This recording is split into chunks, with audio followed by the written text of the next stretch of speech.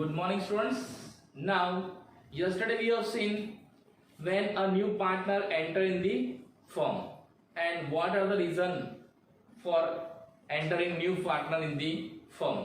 Now, today we discuss effects of admission of partner in the firm. अगर firm के अंदर कोई नया पार्टनर एंटर होता है तो उसकी कौन कौन सी इफेक्ट होती है बिजनेस में और फर्म के अंदर. Okay, they are total 7. We'll discuss one by one. So first, the old partnership comes to an end and a new partnership comes to in existence. यानी जब पार्टनरशिप फर्म में कोई नया पार्टनर एंटर होता है तो ओल्ड पार्टनरशिप एंड होती है एंड न्यू पार्टनरशिप क्या होती है, एग्जिस्ट होती है ना. यानी कि मान लो पहले पेडी में दो पार्टनर थे ए एंड बी, तो क्या कहलाता था वो, partnership of A and B. Now there is new partner, that is C. Now it is called what? Partnership form of A, B and C. It means what? Due to admission of partner C, A, B means old partnership is end. और नई partnership कौन सी आ जाती है, A, B and C. तो हम ऐसा बोल सकते हैं, the old partnership comes to an end, a new partnership comes into existence. That is the first changes. Okay. Now, second, new partner becomes entitled to share future profit of the firm. जो partner firm के अंदर नया आता है वो क्या होता है, उसका राइट हो जाता है क्या, फ्यूचर के प्रॉफिट में शेयर लेने का, यानी उसको फ्यूचर के प्रॉफिट में शेयर मिलेगा. But same time old partners profit get reduce, यानी जो पुराने पार्टनर्स है उनका प्रॉफिट क्या होगा, रिड्यूस होगा. यानी जब पार्टनरशिप फर्म में कोई नया पार्टनर एंटर होता है तो उसको जितना शेयर मिलेगा उतना ही कम शेयर किसको मिलेगा, पुराने पार्टनर्स को. क्यों? क्योंकि पुराने पार्टनर्स अपने प्रॉफिट के शेयर में से नए पार्टनर्स को प्रॉफिट देंगे. मैंने आपको पहले भी एक बार समझाया था. Suppose there are two partners A and B and profit of the firm is 90,000 and they share profit loss in equal ratio. So what is their profit share, 45,000. But after admission of C, their ratio is again equal, so they will distribute this 90,000 in equal share, it is 30,000. तो जो C को 30,000 rupees मिले हैं वो कैसे मिले हैं, A and B ने क्या किया है, 15,000 लॉस किया है, लॉस है रिड्यूस किया अपना प्रॉफिट, और वो शेयर किसको दिया है, C को दिया है. यानी कि जब भी फर्म के अंदर नया पार्टनर एंटर होता है और उसको जो फ्यूचर में शेयर मिलता है प्रॉफिट के अंदर, उतना ही प्रॉफिट में शेयर रिड्यूस होता है. किसका, ओल्ड पार्टनर और ओल्ड पार्टनर्स का, किसी एक का या सभी पार्टनर्स का. Clear? That is second effect due to admission of new partner in the firm. Clear? Now third one, new partner contributes the agreed amount of capital in cash और in kind and acquired right on the assets of the firm. अब जब नया partner firm के अंदर आता है तो उसको भी फ्यूचर में जो फर्म की असेट्स है ना उसमें शेयर मिलता है, लेकिन उसके बदले उसको क्या करना पड़ता है, जो पुराने पार्टनर्स है ना उसको कुछ अमाउंट देनी पड़ती है, इन कैश और इन काइंड. इन कैश यानी हार्ड कैश और इन काइंड यानी other than cash. Other than cash यानी he can give assets, land, building, furniture, है ना, व्हाटएवर. सो जो नया पार्टनर आता है उसको भविष्य में, फ्यूचर में जो फर्म की असेट्स है उसमें अगर उसको शेयर चाहिए तो पुराने पार्टनर्स को कुछ अमाउंट देनी चाहिए, और उसको हम क्या बोलते हैं, capital. So new partner has to brought capital in the firm to get the sharing assets of the firm in future. क्योंकि वो सारी assets किसकी है, पुराने पार्टनर्स की है, उन लोगों ने अर्न किया है, उनकी assets है, उसमें अगर इसको शेयर चाहिए तो उसको कुछ देना पड़ेगा, और उसके लिए जो नया पार्टनर्स कुछ देता है उसको हम क्या बोलते हैं, capital. That is the third effect. Then fourth one, balances of accumulated profit, losses and reserves are distributed between the old partners in their old profit and loss sharing ratio. है ना, जब भी कोई नया पार्टनर फर्म के अंदर enter होता है और उस समय पुरानी बैलेंस शीट में, पुरानी फर्म में जितनी भी रिजर्व्स है आज तक की और जो भी प्रॉफिट और लॉस है वो पुराने पार्टनर्स के अंदर डिस्ट्रीब्यूट किया जाता है.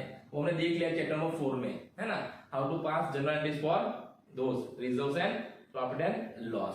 वो पुराने पार्टनर्स के अंदर डिस्ट्रीब्यूट होता है, और कौन से रेशियो डिस्ट्रीब्यूट होता है, old profit and loss sharing ratio, और ओनली इन ओल्ड पार्टनर्स, क्योंकि पुराने पार्टनर्स का ये सब, नए पार्टनर्स का कोई राइट है नहीं इसके अंदर. That's why.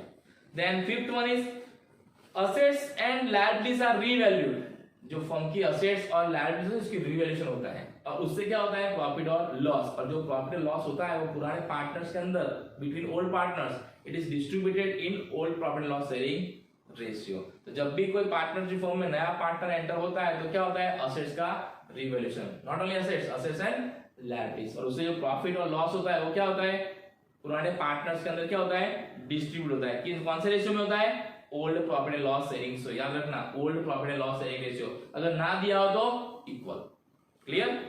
Then the goodwill of the firm is revalued, यानी जब पार्टनरशिप में नया पार्टनर एंटर होता है ना तो फर्म की गुडविल रीवैल्यू करते हैं हम, है ना, फर्म की गुडविल रीवैल्यू करते हैं। और जो गुडविल रीवैल्यू करते हैं ना उसके हिसाब से नए पार्टनर्स को अपना शेयर देना पड़ता है, किसको ओल्ड पार्टनर्स को। तो हमने चैप्टर नंबर 3 में देख लिया how to find out value of goodwill, है वी हैव सीन 5 मेथड्स, आपको मेथड्स पता होनी चाहिए। इस चैप्टर के अंदर हमें वो यूज करना है to find out value of goodwill at the time of admission of partner, clear. So the goodwill of the firm is revalued and new partner contribute his share in cash और kind and its accounting effect we have to give. वो नए partner को cash में देना है या तो kind में देना है और उसकी अकाउंटिंग इफेक्ट भी हमें देनी है। That is step number 5. Then 7. Accounting effect also given for changes in capital of old partners due to new partnership firm agreement. यानी जो नया पार्टनर होता है तो ओल्ड एग्रीमेंट क्या होता है क्लोज हो जाता है और नया एग्रीमेंट बनता है। और उस एग्रीमेंट में अगर ऐसा कोई पॉइंट है जिससे पुराने पार्टनर्स की कैपिटल में चेंजेस आता है तो वो भी करना पड़ता है और उसकी अकाउंटिंग इफेक्ट भी हमको देनी है। कहां देनी है at the time of admission of partner. So that is 7 point. Accounting effect is also given for maintaining agree capital new firm among the old partners is decided in new accounting partnership agreement, है ना। जब नया partnership agreement बनता है और उसके अंदर बोला गया है कि पुराने पार्टनर्स को कैपिटल इस तरह से रखनी है तो उसकी भी अकाउंटिंग इफेक्ट हमें देनी है। तो इस तरह से when new partner enter in the firm we have to give what new effect and an effect of partners. So effect of admission of new partner in the firm at that time 7 effects are given. Okay, now next topic, that is at the time of admission of new partner following adjustment are required to be made. यानी जब partnership firm में कोई नया कोई partner enter होता है तो कौन कौन से एडजस्टमेंट हमें करने पड़ते हैं।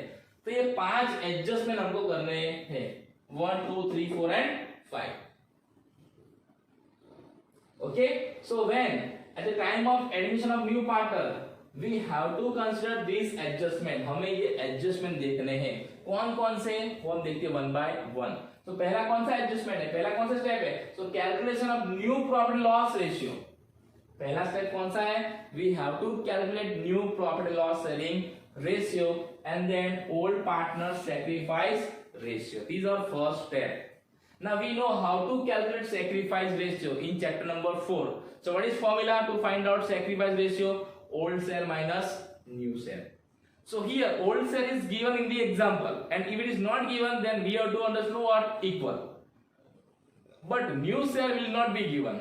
So we have to identify new profit loss sharing ratio here. Okay, so first step is what, to find out new profit loss sharing ratio and then sacrifice ratio of old partner. That is the first step. Now after that accounting effect relating to goodwill, यानी जब नया partner firm के अंदर enter होता है तो क्या करना है, new value of goodwill find करनी है जो हमने देख लिया चैप्टर 3 में। और उसके हिसाब से नए पार्टनर्स को जो भी अमाउंट लानी होती है उसकी अकाउंटिंग इफेक्ट हमें देना है। वो कैसे देना है वो हम बाद में देखेंगे, लेकिन यहाँ पे आपको इतना पता होना चाहिए गुडविल की वैल्यू कैसे फाइंड करते हैं। यहाँ पे हमें क्या सीखना है इस चैप्टर में, उसकी अकाउंटिंग इफेक्ट कैसे देते हैं वो सीखना है, लेकिन उसकी वैल्यू कैसे फाइंड करते हैं वो आपको पता होना चाहिए अभी। Clear. Then accounting effect of profit loss arising from revaluation of assets and liabilities, वो भी हमने चैप्टर नंबर 4 में देख लिया है कि how to prepare revaluation account, है ना। when there is changes in the value of assets and liabilities we have to prepare what, revaluation account, and then profit or loss of revaluation account is distributed between the old partners in their old profit and loss sharing ratio. वो भी हमने chapter number 4 में देख लिया है, यानी एक point हमको पता है कैसे करना है। then accounting effect of accumulated profit loss and reserve, वो भी हमने चैप्टर नंबर 4 में देख लिया है कि जब कोई पार्टनर्स फर्म के अंदर एंटर होता है और उस टाइम पे ओल्ड बैलेंस शीट में कोई रिजर्व है, प्रॉफिट है और लॉस है, तो उसको कैसे डिस्ट्रीब्यूट करना है पार्टनर्स के अंदर, कैसे करना है, उनके old profit and loss sharing ratio में। और उसके लिए कौन सी अकाउंटिंग इफेक्ट देनी है वो भी हमने जनरलिस्ट देख ली है। अगर रिजर्व से तो क्या करना है, रिजर्व अकाउंट डेबिट करने हैं और पार्टनर्स कैपिटल और करंट अकाउंट क्या करना है, क्रेडिट करना है। अगर लॉस है तो क्या करना है, पार्टनर्स कैपिटल और करंट अकाउंट डेबिट करना है और लॉस अकाउंट क्या करना है, प्रॉफिट अकाउंट क्रेडिट करना है। तो उसकी भी अकाउंटिंग इफेक्ट हमें देनी है, वो भी हमको पता है। Now last adjustment of change in capital. अब जब नया पार्टनर्स फर्म के अंदर आता है तो ओल्ड पार्टनर्स है ना, उनकी कैपिटल में चेंजेस आते हैं।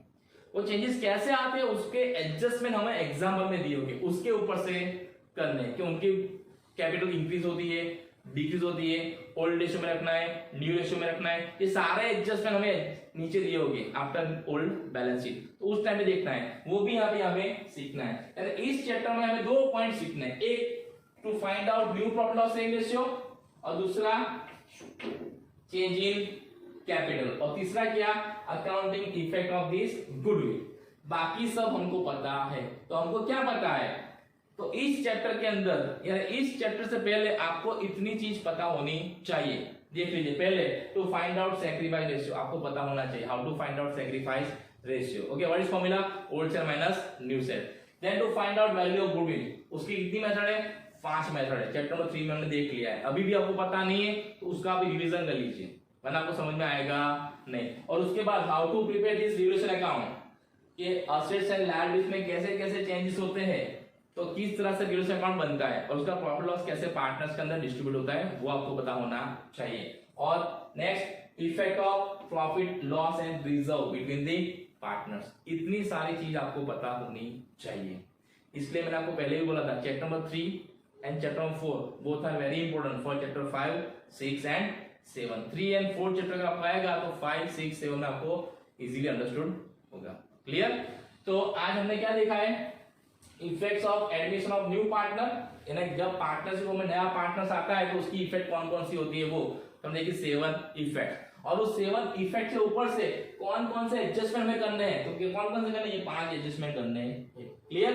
Now tomorrow will see this first, tomorrow we will discuss first point, that is calculation of new profit loss sharing ratio. Now remember here there are 8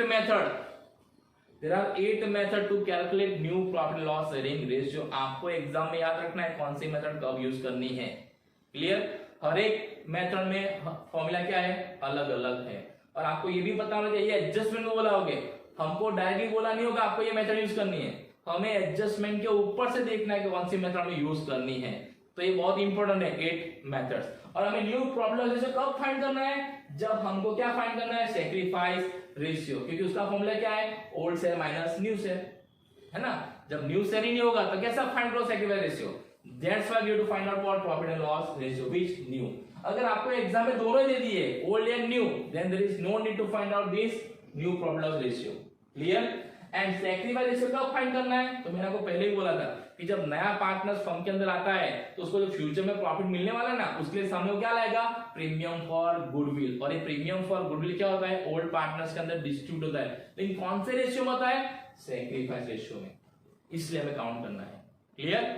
so today you have to write down this points, these 7 points are given in your textbook, आपको textbook में से देख के लिखने हैं ये पहले points, effects of admission of new partner, जो मैंने आपको समझाए हैं, और दूसरे 5 पॉइंट्स यानी adjustment that we have to done at the time of admission of new partner, ये भी आपको अपनी बुक में लिख देना है। Okay, and tomorrow we discuss how to find out new profit and loss ratio. Okay, so thank you and have a nice day.